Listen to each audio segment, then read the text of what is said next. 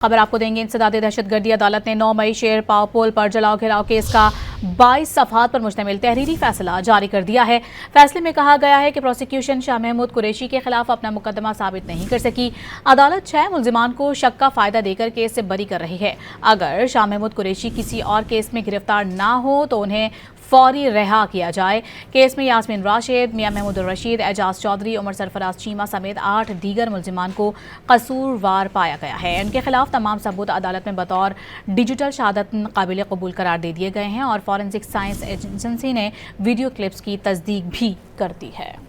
अगर शाह महमूद कुरैशी किसी और केस में गिरफ्तार ना हो तो उन्हें फौरी रिहा किया जाए। केस में यास्मीन राशिद, मियां महमूद रशीद, एजाज चौधरी, उमर सरफराज चीमा समेत 8 दीगर मुल्जिमान को कसूरवार पाया गया है। इनके खिलाफ तमाम सबूत अदालत में बतौर डिजिटल शहादत काबिल कबूल करार दे दिए गए हैं और फॉरेंसिक साइंस एजेंसी ने वीडियो क्लिप्स की तस्दीक भी कर दी है।